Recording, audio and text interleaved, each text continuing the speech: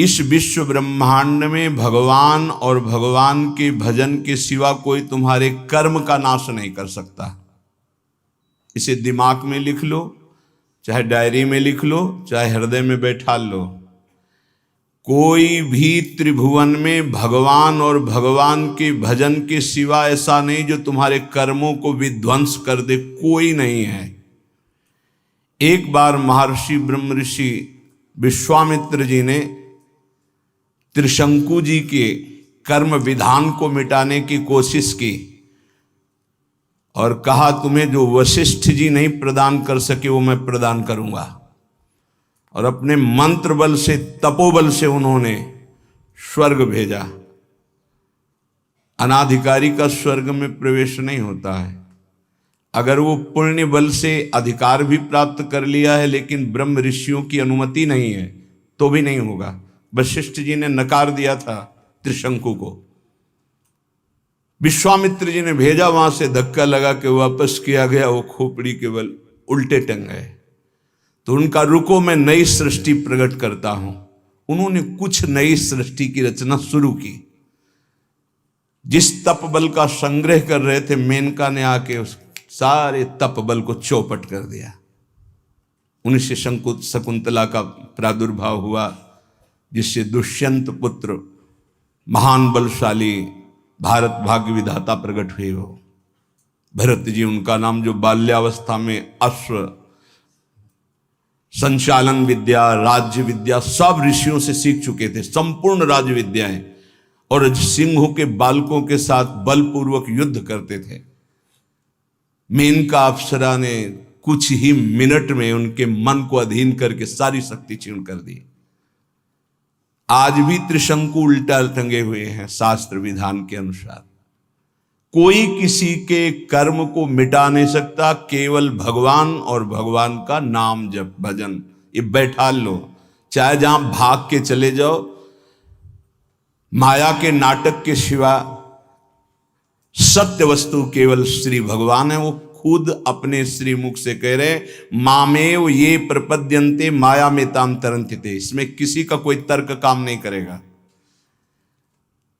ऐसा सामर्थ्यशाली कोई नहीं हुआ जैसे भगवान वशिष्ठ हुए, कोई सामर्थ्यशाली नहीं हुआ। ऐसा सामर्थ्यशाली कोई नहीं हुआ जैसे सदानंद जी हुए, जो विदेहराज जनक जी की गुरु पदवी पे विराजमान थे। लेकिन भगवान ने लीला करके दिखाई। दशरथ जी का मरण, भगवान का वनवास जाना, सिया जी का हरण, क्या इन महापुरुषों की कुंडली विचारने में कोई कमी रह गई थी? क्या ये सामर्थ्य में किसी भी तरह कम है? क्या ये रचना को बदल नहीं सकते हैं? तो हमारी रचना को कौन बदल देगा जो हमारे भाग्य में लिखा हुआ है? इस शरीर के बनते समय जो भाग्य में लिख गया, जिस अवस्था में जो कष्ट भोगना है वो पक्का है। अगर कोई कम कर सकता और मिटा सकता है तो एकमात्र भगवान नाम और भगवान की शरण, ये आप बिल्कुल स्वीकार कर लीजिए। भटकने की कहीं जरूरत नहीं। किसी भी जंत्र मंत्र तंत्र की ऐसी सामर्थ्य नहीं कि भावी को बदल सके, प्रारब्ध को बदल सके। हां, हरि हैं ऐसे, तुरत विभीषण पाछे मेला, सन्मुख राम सहयो सोई सेला। भगवान सामने आकर करो सदा तिनके रखवारी, जिमि बालक राखे मातारी। इस पे हमारा कोई तर्क नहीं है। वो कर तुम अकर तुम अन्यथा कर तुम है, वो सब कुछ बदल सकते हैं। बस एकमात्र भगवान और उनका भजन। स्वकर्म स्रोतो भी, हरिवंश महाप्रभु कह रहे हैं, हित सजनी स्वरूपा है। यत्र यत्र मम जन्म कर्म भीर, मेरे कर्म के अनुसार जहां जहां मेरा जन्म हो, चाहे वो नरक भेजो चाहे परम पद भेजो, मुझे इसकी प्रार्थना आपसे नहीं है। यत्र यत्र मम जन्म कर्म भी नारके परमे पदे थवा। बस इतनी प्रार्थना है लाडली जू कि जहां जहां मेरा जन्म हो कर्म के अनुसार, या जहां जहां आप मुझे भेजें, तो आप हमारे हृदय में अपनी परिकर सहित रहें। ललिता विशाखादि सहचरियों के साथ प्रिया प्रीतम गलवैया दिए मेरे हृदय रूपी निकुंज में है, जहां चाहो वहां भेज दो। श्रीपाद प्रबोधानंद जी यहां कह रहे, बहुत स्वीकार करने योग्य है, मंगल हो जाएगा। स्वकर्म स्रोतो भी, हम आपसे प्रार्थना नहीं करते कि हमारे कर्मों के परिणाम का नाश कर दो, मत करो। सतत मभिस तश्चालित ममुम, मेरा कर्म मुझे प्रेरित करके जहां रख रहा है, कर्म के अनुसार ही वास मिलता है, कर्म के अनुसार ही आहार विहार, कर्म के अनुसार ही उसको दुख सुख का भोग, बड़ा कर्मों का जाल है। जहां जहां मुझे कर्म के अनुसार जन्म मिले, जहां जहां कर्म के अनुसार रहना पड़े, प्रभु प्रभो जीवम यत्र क्वचिदपि नयात्यंत विवशम, ये जीव कर्म के फंदे में फंसकर विवश हो गया है, उसको भोगना पड़ेगा। अवश्य में भोक्तव्यम कृतम कर्म शुभाशुभम, भाग लो इस जाल से, बच जाओगे। हरिशरणम, भगवान की शरण में हो जाओ तो बचा लेंगे। इस जन्म में जो दुख सुख आवे भोग लो, आगे बिल्कुल निर्विकार परम पदवी के अधिकारी बन जाओगे। ये क्यों में करके वर्तमान के दुख को मिटाने के लिए आप इधर उधर भटकने की कोशिश मत करें। जहां हो वहीं नाम जप करो, फिर आप चमत्कार देखो। भले थोड़ा दुख आवे सह लो, आगे तुम्हारा बड़ा मंगल हो जाएगा। प्रभो जीवम यत्र क्वचिदपि नयात्यंत विवशम, अत्यंत विवश हो गया है जीव। जब चाहता है काम क्रोध लोभ मोह मत, जब जो चाहते हैं उसको ऐसे परास्त कर रहे हैं। नाथ परंत्वेतान वन में भवत भव दुखार्दित हृदो प्याविश्रांतम वृंदावन पद परि वास्तु रसना। क्या मेरी एक प्रार्थना सुनी जाएगी? ध्यान देना, ये बात ध्यान देने की है। जहां मैं रहूं, भारी दुख पड़े, मैं आपसे प्रार्थना नहीं करता कि मिटा देना, कर्म के अनुसार मुझे भोगने दो, पर एक कृपा कर दो। मेरी जिह्वा निरंतर वृंदावन में जिनका यश गूंज रहा है, वो राधा राधा राधा, वृंदावन वृंदावन वृंदावन ऐसा पुकारती रहे। ए भाई, बड़ी सार की बात है। इसमें क्या है? राधा राधा राधा आप उच्चारण करोगे, फिर आपको कोई दुख परास्त कर सके असंभव। ध्यान रखना, कोई दुख ना आवे, हम ये बात नहीं कह रहे। बिल्कुल नाटकबाजी की, मन की नाटकबाजी, संसार की नाटकबाजी, इसमें मत फंसिए। पक्का अवश्य में वो भोक्तव्यम कृतम कर्म शुभाशुभम, बड़े बड़े सिद्धों को भोगना पड़ा है। आप तो साधारण कर्म करने वाले, जिन्होंने असाधारण तप किया, असाधारण जो आप सोच नहीं सकते, उनको भी शारीरिक दंड भोगने पड़े, जो इसमें निश्चय कर दिए गए हैं। नाम यदि चल रहा है तो दुख का अनुभव नहीं होगा, ये बात ध्यान रखना। दुख की व्यथा नहीं होगी, असाध्य रोग, भारी कष्ट, भारी विपत्ति, लेकिन आपके आनंद में फर्क नहीं पड़ेगा यदि आपकी जिह्वा में राधा राधा। आगे परिणाम दुख की निशानी नहीं रहेगी, दुख का नाम नहीं रहेगा, ये बात विश्वास कर लीजिए। इसीलिए बहुत सुलझा हुआ ये सिद्धांत श्रीपाद कह रहे, प्रभु स्वकर्म स्रोतो भी सततमभि तश्चालित ममुम, प्रभो जीवम यत्र क्वचिदपि नयात्यंत विवशम, परं त्वेतावन में भवतु भव दुखार्दित हृदय। मैं दुखित हृदय से कह रहा हूं, जहां मेरा जन्म होने दो, जो मुझे भोगना है निश्चित भोगने दो। भाई एक कृपा कर दो कि वृंदावन में डाल डाल पात पात में, वायु के प्रवाह में भी, पशु पक्षियों के मुख से भी जहां राधा राधा राधा गूंज रहा है, ऐसे वृंदावन में थोड़ी प्रीति हो जाए और हमारी रसना रात दिन राधा राधा राधा ऐसा रटे। नाथ इतना तो मुझे दे दो। और इतना मिलने का फल क्या है?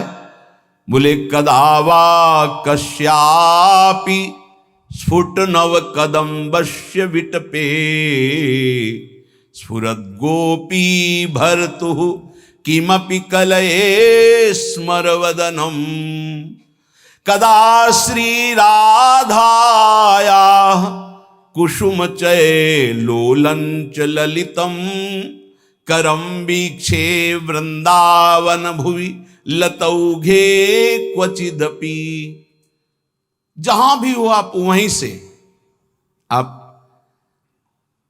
भजन में नहीं हो तो इसलिए विश्वास नहीं होगा। श्रीपाद कह रहे कहीं भी हो गए वृंदावन तुम्हारे ऊपर कृपा करेगा, पर यह जरूर है पहले महापुरुष बाद में प्रिया प्रीतम। ये पक्का, ये ध्रुव सिद्धांत है। जब कभी किसी को प्रिया प्रीतम का साक्षात्कार होना होगा तो पहले रसिक महापुरुष का दर्शन होगा, और जब रसिकों के दर्शन होने लगे तो जान लेना धाम और धामी दोनों का सानिध्य मिलने वाला है।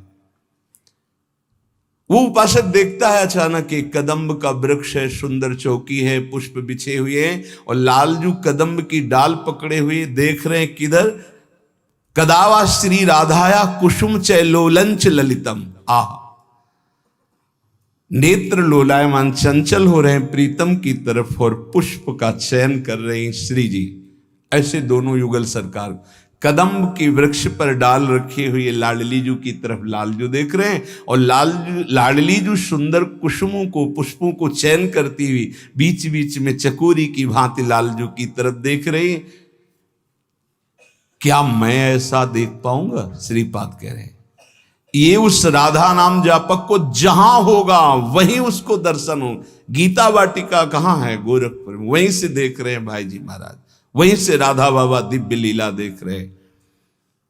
भाई जी के प्रसंग में एक आता है कि एक कल्याण पत्रिका अंग्रेजी से छपती थी, कल्याण अंक जैसे निकलते से, तो वो कोई विदेशी पढ़ता था। उसने भाई जी की बताई हुई पद्धति से नाम जप शुरू किया। उसको एक दिन ऑफिस में श्री कृष्ण से बात हुई।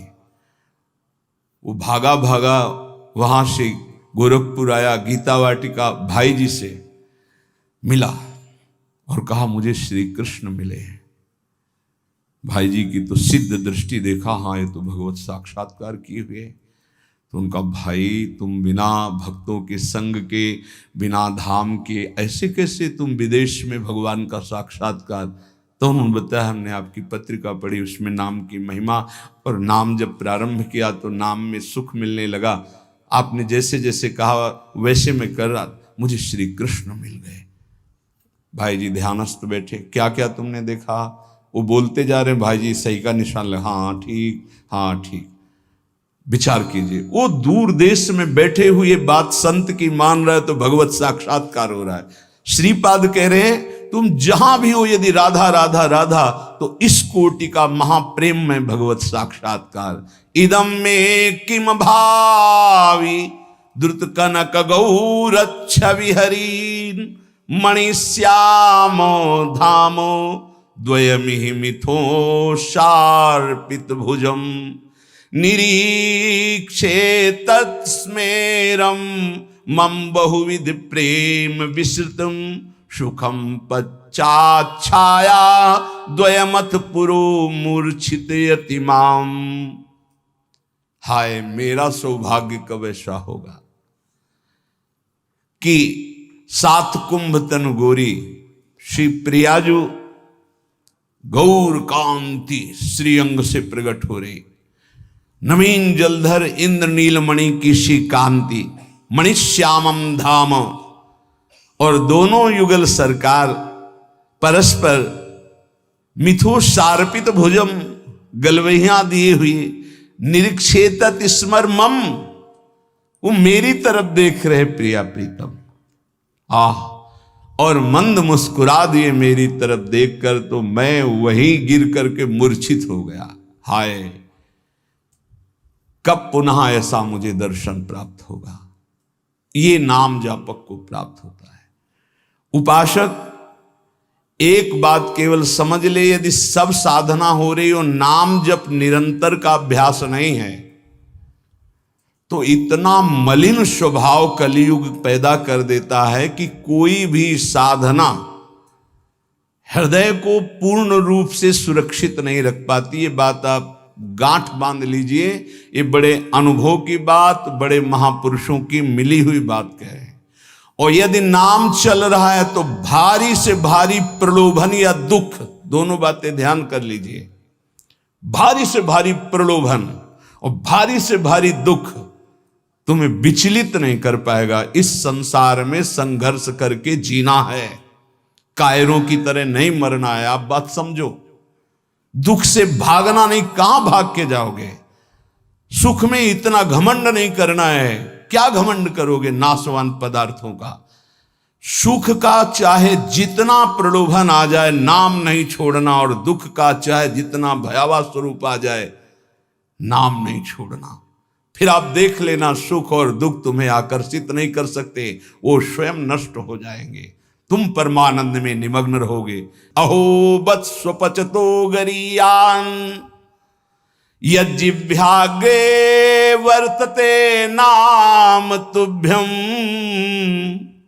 ते पुस्तपस्ते जुहुः शश्नुरार्या ब्रह्मानुचूर्णाम गृणन्ति एते। यदि वो चांडाल कुल में भी जन्मा हो, राधा राधा कृष्ण कृष्ण कृष्ण, तो कह रहे हैं कि उसने सारी तपस्या कर ली। तेपुस तपस्ते जुहुः शश्नुरार्या, उसने सारी तपस्या कर ली, उसने स्वर सहित वेदों के पाठ का फल प्राप्त कर लिया, उसने समस्त यज्ञ कर लिया, उसने सारे तीर्थ अवगाहन कर लिए, जिसकी जिह्वा पे नाम चल रहा है राधा राधा राधा। अहो वत्स्वपचतो गरीयान, वो चाहे चांडाल क्यों न हो। भगवान की पूर्ण कृपा का कैसे हम परीक्षण करें कि हमारे ऊपर कृपा है। सेवक जी महाराज कह रहे हैं, हरिवंश कृपा हरिवंश कहें, हरिवंश कहें हरिवंश लाहें, हरिवंश सुलाभ सदा तिनके, सुख संपत्ति दंपति जूजिन के। हरिवंश की कृपा क्या है कि निरंतर नाम चल रहा है। उसका फल क्या है? बोले वो मिलेंगे जिनका नाम तुम जप कर रहे हो, और परम लाभ प्रतिपल होता चला जाएगा। ये कृपा का फल है। हरि की कृपा का कहां उदय हो जाए कुछ नहीं कहा जा सकता, और जहां कृपा उत्पन्न हो जाती वहां सर्वाश्चर्य प्रकट हो जाता है। जिनके भ्रूभंग मात्र से त्रिगुणमयी माया ने अनंत ब्रह्मांडों का सृजन कर दिया, उस अखिल कोटि ब्रह्मांड नायक भगवान को अधीन करने की सामर्थ्य जिसमें है, वो है नाम। नाम ध्यान से सुन लीजिए, बड़ा प्रपंच फैला हुआ है जो नाम को नहीं पकड़ने दे रहा। मेरी बात, मेरी प्रार्थना मान लीजिए, अगर जीवन को इस लोक और परलोक में मंगलमय बनाना है तो नाम पकड़ लीजिए। बड़े बड़े सिद्धों की बात कह रहे हैं। ये बेचारी जबान क्या महिमा वर्णन कर सके नाम की। एक जीव भगवान अनंत शेष जी के 2000 जिह्वा दिव्य हैं, वो भगवान हैं और निरंतर भगवान की महिमा गान करते हैं, पार नहीं पाते। चारों वेद भगवान की महिमा करके नेति नेति कह दिए। उन भगवान की महिमा कोई बेचारी पार्थिव जीव क्या वर्णन करे। हरिनाम जिसकी जिह्वा पे आ गया, हरि की अपार कृपा हो गई। नाम जप से कोई ऐसा कार्य नहीं है जो सिद्ध न किया जाए। बड़े भाग्यशाली हैं जिसकी जिह्वा पे सुमधुर भगवान के नाम जप करने का चस्का लग गया है। उसके लिए संसार में कोई वस्तु ऐसी नहीं, कोई पद ऐसा नहीं जो प्राप्त न कर सके। एक तरफ एक नाम जप करे, ध्यान से सुनना, एक तरफ यज्ञ करे, बड़े बड़े योग करे, जप करे, तप करे, ध्यान करे, पूजा करे, निष्ठा करे, समाधि, और फिर फल निकाला जाए तो नाम जापक का फल निकलेगा भारी। क्यों? क्योंकि नाम जापक दैन्य होगा, उसको साधन का बल होगा। मैं योगी, मैं तपस्वी, मैं ज्ञानी, मैं याज्ञिक, मैं दानी, मैं विद्वान, और वो तृणादपि सुनीचेन नाम कर देता है दैन्य। अगर ये सब साधन हो रहे हैं और नाम में प्रीति नहीं हुई तो वो लोक लोकांतर जाएगा, तप लोक, जनलोक, महरलोक, ब्रह्मलोक, लेकिन भगवत प्राप्ति नहीं। अगर नाम जप कर रहा है तो सीधे उसको तत्वबोध होगा, सीधे भगवत प्रेम होगा, उसे किसी अन्य साधन की आवश्यकता नहीं। कल एक निर्गुण निराकार के उपासक बहुत सुलझे हुए संत आए हुए थे। उनका जो भाव था वो तो उन्हीं का भाव था, पर उन्होंने सार बात कही कि जब आपके मुख से नाम महिमा सुनते हैं तो मेरी भी उपासना में नाम का ही महत्व है।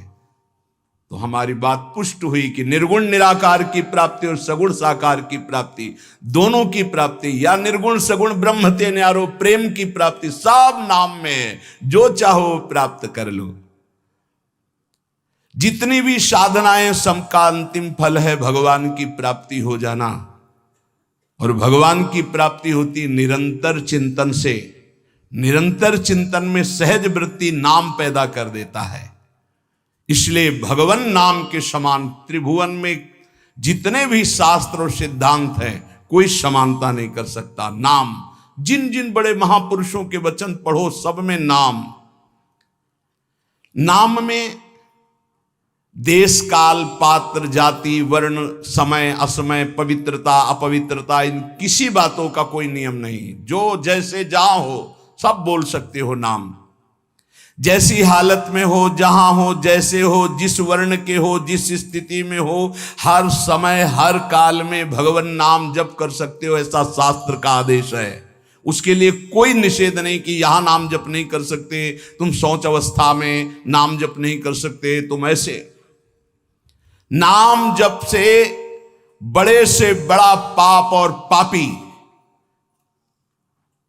तत्काल पवित्र हो जाते। बड़ा नाम का महत्व है।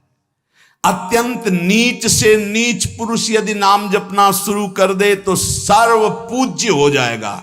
विश्वास कीजिए, सर्वश्रेष्ठ जगत पावन हो जाएगा। देवर्षि नारद जी कहते हैं सातरति सातरति सा लोकांतारयति। वो स्वयं तर जाता है, स्वयं तर जाता है, लोगों को तार देता है।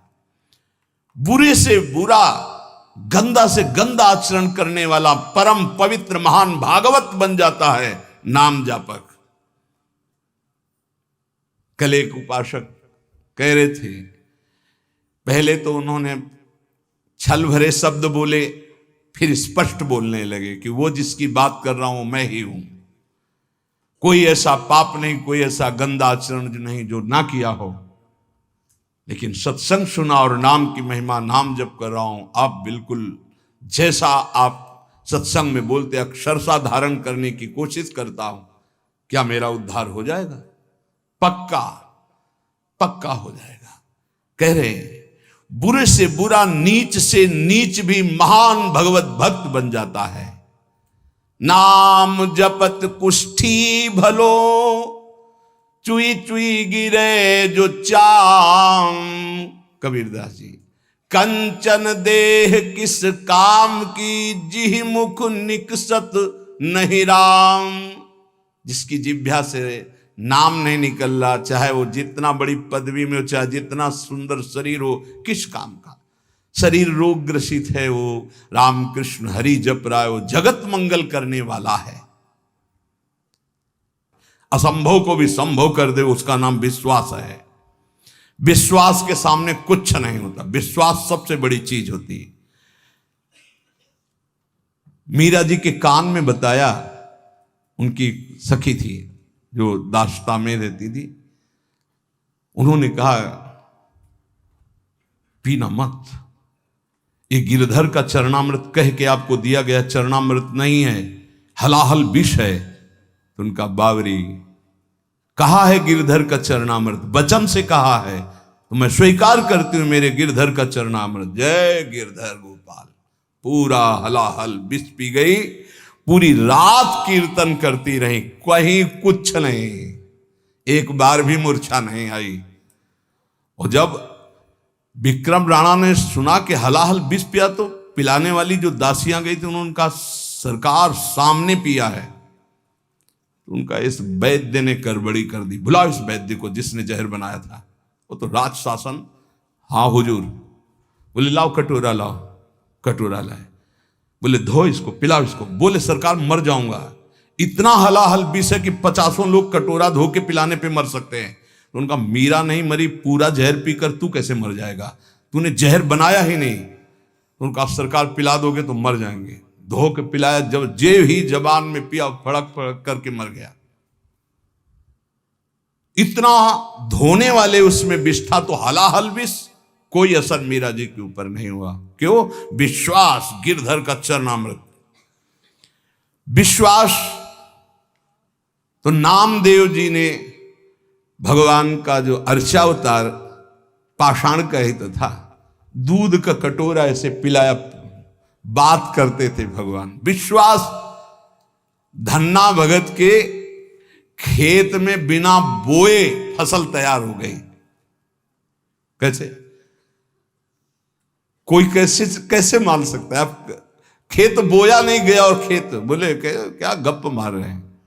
गेहूं का समय था तो बोने के लिए गए खेत में, तो बाजरा, गेहूं, ज्वार यही सब बोए जाते।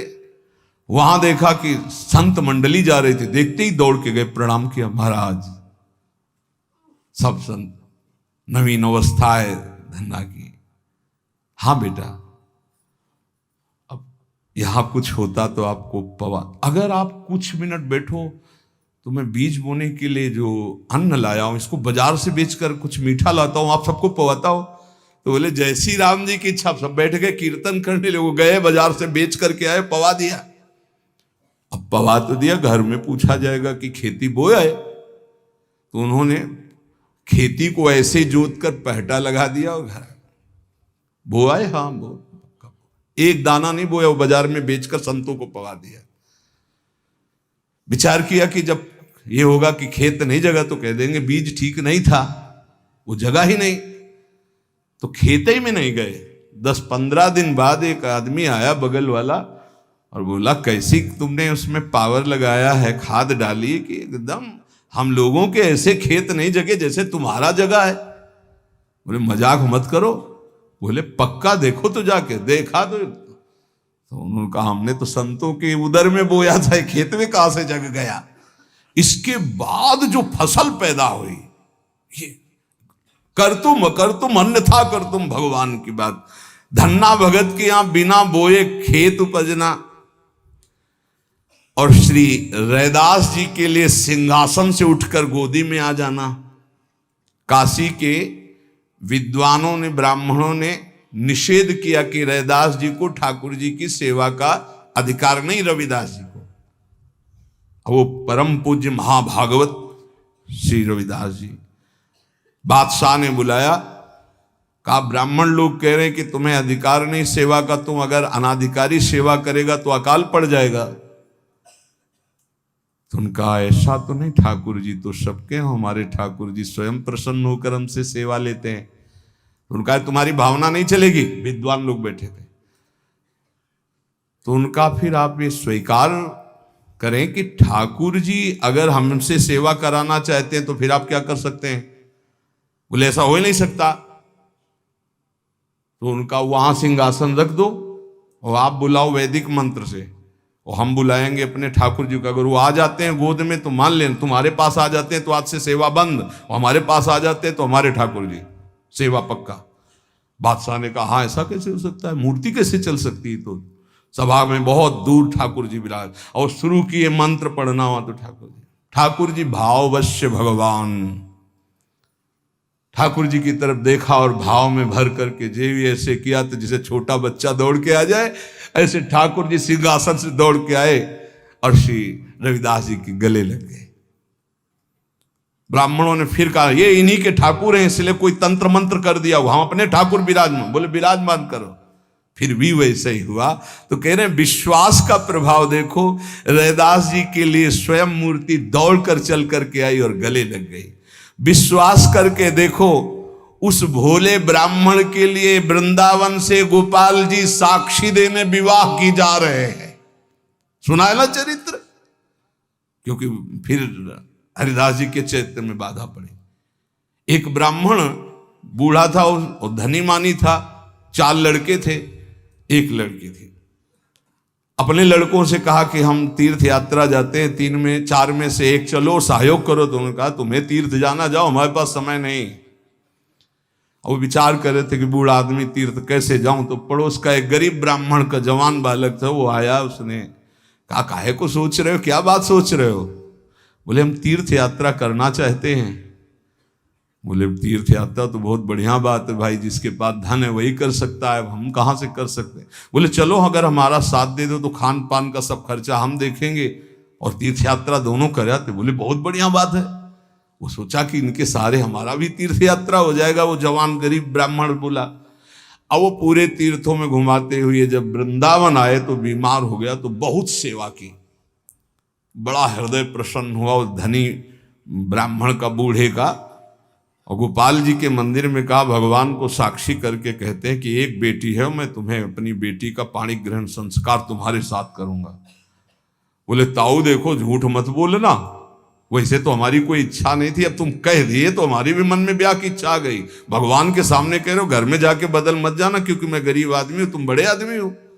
अरे उन्होंने कहा हम जब भगवान के सामने कह रहे तुम्हें क्या चिंता है। सब तीर्थ करके वापस गए। 4 महीना 5 महीना हो गए, ताऊ जी कोई चर्चा ही नहीं की। तो वो घर गए, कहा प्रणाम, वो ब्याह वाली बात। उनके लड़कों ने धक्का लगाया, बस अपने को देखता है तो हमारी बहन के ब्याह लग बाहर कर दे। बूढ़े से कहा भगवान के सामने साक्षी तुमने कहा था, तुम्हें तो बूढ़ा बस कहता हमें कुछ याद नहीं कि हमने कुछ कहा है। वो पंचायत बैठा ली, पहले गांव में पंच लोग न्याय करते थे, तो उन्होंने कहा ठाकुर जी के सामने इन्होंने कहा कि हम अपनी बेटी का ब्याह करेंगे। लड़कों ने बूढ़े को सिखा दिया था, कह देना कि अगर ठाकुर जी आके साक्षी दे दे तो हम ब्याह कर देंगे। तो उसने कहा देखो हमें तो याद नहीं, अगर ठाकुर जी तुम्हारे यहां आकर के उड़ीसा प्रांत में आकर कह दें गांव में कि हाँ हमने कहा था तो हम बेटी का ब्याह कर देंगे। सोचते थे मूर्ति चल के कहां से आएगी, लेकिन विश्वास। अब उसने इनके प्रकार जो कुछ संपत्ति थी 1500 रुपये बांधे और वृंदावन आए, क्योंकि जानते थे वृंदावन के ठाकुर को खान पान। गोपाल जी का दर्शन किया, का महाराज याद है तुम्हारे सामने वो बूढ़ा ब्राह्मण कहा था हमारा ब्याह का मामला है, साक्षी आप हो। भगवान कुछ नहीं होता। अब समय से यहां तो शयन होता है, ठाकुर जी का शयन हो गया, सब चले गए। मंदिर के बाहर बैठ के आवाज लगा रहे, सुनो आप ही की साक्षी से हमारा ब्याह होगा। अब सब चले गए थे, रात्रि का समय। ठाकुर जी ने अंदर से कहा मूर्ति कहीं जाके गवाही देगी? अरे बोले मूर्ति जब बोल सकती तो चल क्यों नहीं सकती है?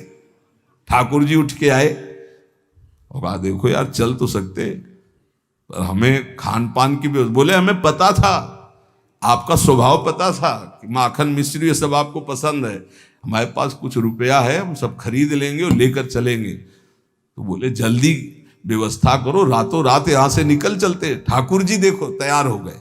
बोले चलोगे तुम, हमारे साथ चलना है आपको, तो आगे आगे चलोगे कि पीछे चलोगे? ठाकुर जी ने कहा आगे तो तुम्हें चलना पड़ेगा, पीछे हम चलेंगे। बोले ना आए तो कैसे पता चलेगा आप आ रहे? बोले हमारे नूपुरों की ध्वनि सुनाई देगी, पर एक बात है अगर पीछे मुड़ के देख लिया जहां से वहां से हम नहीं जाएंगे। बोले जब नूपुरों की ध्वनि पैर की आहट सुनाई देगी तो हम क्यों देखेंगे पीछे? खवाने पियाने के लिए तो पीछे देख सकते हैं रुक के। बोले हाँ ठीक, बात तय हुई। गोपाल जी चले। कई दिन खवा पिया के ठाकुर जी को भोग लगा के जब गांव के नजदीक रह गया तो उसने देखा कि आ रहे कि नहीं, पीछे देखा ललित त्रिभंगी ठाकुर। ठाकुर जी ने कहा देखो अब तो नहीं जाएंगे। बोले जरूरत भी नहीं, हम सबको बुला के लाते हैं। गांव में हल्ला मचा, वृंदावन से गोपाल जी आए साक्षी देने के, भीड़ लग गई। ब्राह्मण ने कहा अपने लड़कों से कि आप नहीं, अब तो साक्षी देने की जरूरत ही नहीं, भगवान पधार गए और ब्याह। बोले विश्वास का फल देखो, मूर्ति चल करके यहां से उड़ीसा प्रांत जाकर साक्षी देने लगी। विश्वास का फल देखो, भयंकर से भयंकर कष्ट की परिस्थिति में प्रहलाद जी की आह नहीं निकली, और प्रहलाद जी का विश्वास देखो, खंभे से नरसिंह भगवान का अवतार हो गया। ये विश्वास बहुत बड़ी उपलब्धि है साधना की।